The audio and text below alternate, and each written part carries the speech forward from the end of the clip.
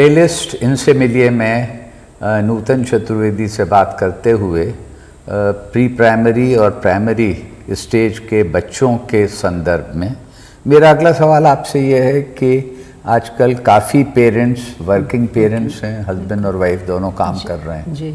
तो उनके संदर्भ में ऐसा भी होता है कि बच्चा स्कूल में आता है और प्री प्राइमरी स्टेज पर उसके बाद वो फिर कहीं क्रश में या फुल डे स्कूल में जाता है जब तक कि उसके माता पिता शाम को आते नहीं। तो इस तरह के जो स्टूडेंट हैं जिनका कि लंबा रोज सेपरेशन अपने पेरेंट्स से रहता है जी। तो क्या ये कोई ख़ास तरह की इनसे दिक्कत या परेशानी या इनका कुछ चैलेंज है? इस तरह के बच्चों का क्या कहना चाहेंगी आप उनके पेरेंट्स से? जी जी जी कि देखिए थोड़ा तो चैलेंज है ही जी, क्योंकि बच्चे को घर जाके अपने माँ बाप ही चाहिए जी, सबसे ये बड़ी नेचुरल सी चीज़ है, लेकिन वर्किंग पेरेंट्स हैं तो वो नहीं कर पाते हैं। तो पेरेंट्स ऐसे क्रैश ढूंढें, ऐसे डे केयर ढूंढें जहाँ पर एक तो माहौल अच्छा है जी, अच्छे से ताल्लुक अच्छी कथन की जो वहाँ पर वर्किंग पीपल हैं जैसे आयाज हैं, क्लास 4 एम्प्लॉयज़ हैं, they are patient with the children, loving and patient with the children, ऐसा देखें। और कुछ आजकल जो डेज केयर हैं उनमें बहुत सारी एक्टिविटीज़ भी होती हैं to keep the children busy. ठीक है, तो ऐसे भी हम देख सकते हैं जहाँ पर बच्चा बिजी रहे, पहले तो होमवर्क हो जाता है उसका और उसकी एक्टिविटीज़ रहे। तो क्योंकि है परेशानी, चैलेंजेस हैं, पेरेंट्स को भी बुरा लगता है कि हम छोड़ के जा रहे हैं बच्चे को, बट जबकि इकोनॉमिकली लाचारी है, करना ही है। तो ऐसे पेरेंट्स क्रैश देख सकते हैं। इवन मेरे बच्चे भी फरीदाबाद में जब मैं टीचर थी तो जाते थे क्रैश में और वो इतने खुश होते थे वहाँ पर कि वो संडे को भी कहते थे मम्मी हमें तो वहीं जाना है। तो ऐसी जगह ढूंढें कि जहाँ पर एटमॉस्फेयर लविंग एंड बिजी रखें। जी हाँ, बिजी रखें क्योंकि बच्चा घर कुछ भी एक्टिविटी करता रहता है तो एक तो वो बिजी रहता है, उसका मन भी लगा रहता है और खुश भी रहता है। कुछ बच्चों को मैंने ये भी देखा है कि कुछ बच्चे थोड़ा सा इमोशनली वीक हो जाते हैं क्रैश में जाके।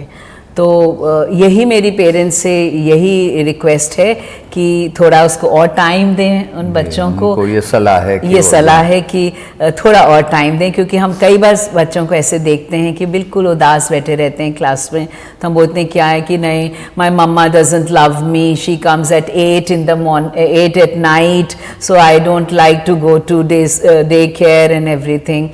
So we इस तरह के छोटे बच्चे भी ये सब बोलते हैं कि नहीं mummy in the morning also she wakes me up, I want to sleep, and you know उनका अलग थोड़ा सा है।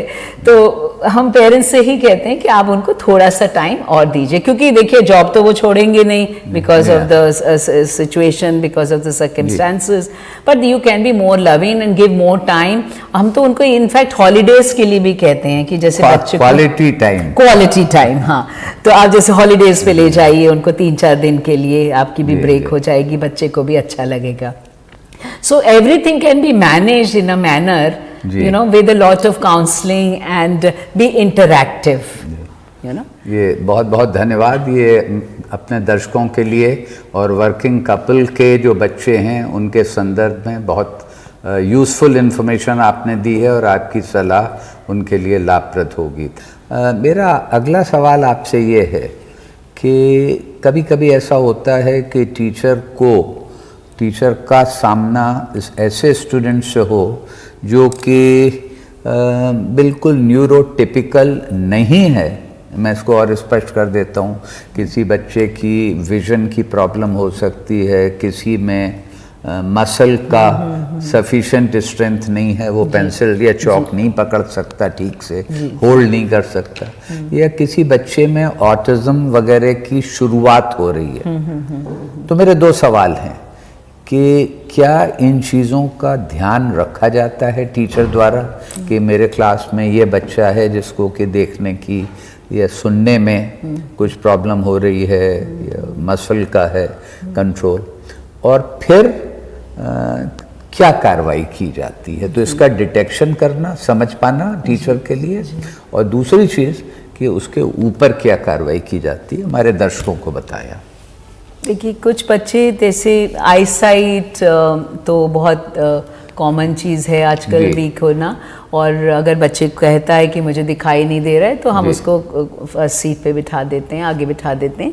प्लस हमारे स्कूल में, सभी स्कूल्स में मेडिकल चेकअप होता है। ओके। हाँ, मेडिकल चेकअप होता है, तो वहाँ पर आई साइड है, टीथ प्रॉब्लम और एनी अदर प्रॉब्लम, नोज में, ईयर्स, मतलब पूरा नॉर्मल चेकअप उनका होता है, तो वहाँ से भी पता चल जाता है। बट एज अ टीचर हम क्लास में अगर बच्चे का थोड़ा अपने कंट्रोल कम है on his fingers in picking up the pencil, so a teacher can assess that, okay? Teacher बता सकती है कि इस बच्चे में थोड़ी सी कुछ कमी है जी, okay? या बच्चा जो है बिल्कुल ही डिसइंटरेस्टेड है क्लास में, इवन द क्लास इज खूब ही अच्छी क्लास चल रही है, खूब अच्छा माहौल है, एंटरटेनिंग है, बच्चे इन्वॉल्व हैं, इंटरेक्टिव है, सब चल रहा है, फिर भी उसको कोई मज़ा नहीं आ रहा है जी। और जैसे स्पोर्ट्स में हम जा रहे हैं अगर, तो भी वो खेलना नहीं चाह रहा है बाहर, क्योंकि हर बच्चा आउटडोर में तो खूब खुश होता है, तो वो नहीं करना चाह रहा है। तो टीचर ये यूजुअली समझ जाती हैं कि कुछ तो प्रॉब्लम है, तो पहले हम ऐसा करते हैं कि पेरेंट्स से in a very very diplomatic manner we talk to the parent, because no parent will like this कि मेरे बच्चे को आप ऐसे कह रहे हैं। तो हम उनसे ये कहते हैं कि थोड़ा लिख नहीं पा रहा है, आप ज़रा घर पे ध्यान दीजिए। हम लोग लिखवाते हैं तो मतलब नहीं, is just interested, least interested. And then अगर पेरेंट भी ये मान लेता है कि हाँ है कोई प्रॉब्लम बच्चे में, तो हर स्कूल में आजकल काउंसलर्स होते हैं, तो जो काउंसलर हैं वो बच्चे को पर्सनली काउंसिल करते हैं, and we have seen wonderful results उसके बाद। जी हाँ, बहुत बढ़िया रिजल्ट्स आते हैं बच्चे को, क्योंकि कुछ पर्सनल अटेंशन की कमी रह गई है।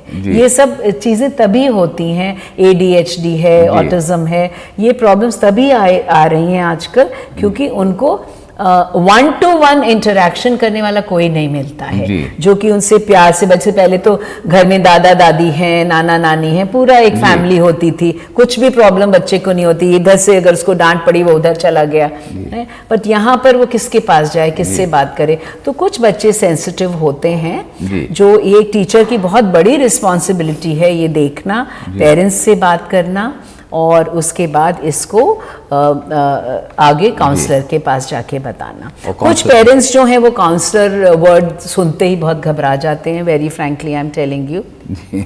वो कहते हैं कि नहीं मेरा बच्चा कोई काउंसलर पे नहीं जाएगा, हम ऐसे ही ठीक कर लेंगे, which is also very good. ठीक करने का मेरा ये मतलब है कि वो लिखने लगेगा, क्लास में इंटरेस्ट दिखाने लगेगा। तो बात जो मैंने आपसे ये कही ना कि उसको अगर हम एक अटेंशन दें, उससे बातचीत करें, तो हर बच्चा सुधर जाता है और वो अच्छा एक खिल के एक बच्चा, अच्छा सा ब्राइट बच्चा निकल के आता है। हाँ। बहुत बहुत धन्यवाद नूतन जी। मुझे पूरा विश्वास है कि ये जो आपने बहुत इंटीमेट और एक्सपर्ट नॉलेज दी है, तो ये हमारे दर्शकों को बहुत फ़ायदेमंद होगी, और इसके लिए धन्यवाद।